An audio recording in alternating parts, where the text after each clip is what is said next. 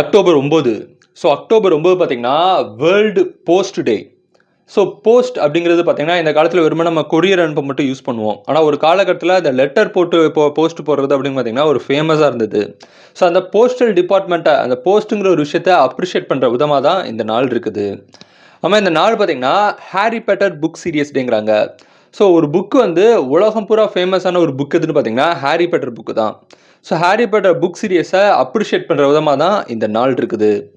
ஆமாம், இந்த நாள் பார்த்தீங்கன்னா கியூரியஸ் ஈவெண்ட்ஸ் டேங்கிறாங்க. கியூரியஸ் ஈவெண்ட்ஸுங்கிறது உங்களோட ஃப்ரெண்ட்ஸ் ஃபேமிலியோட பார்த்தீங்கன்னா ஃபன்னான விஷயங்கள், ஒரு மிஸ்டீரியஸான விஷயங்களை வந்து கண்டக்ட் பண்ணுறது, ஒரு என்ன சொல்கிற ஒரு ஸ்போர்ட்ஸ் மாதிரி சொல்லலாம்.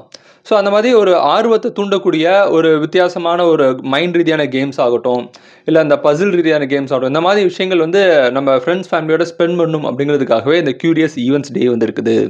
ஆமாம், இந்த நாள் பார்த்தீங்கன்னா இன்டர்நேஷ்னல் பீட்சா அண்டு பீர் டேங்கிறாங்க.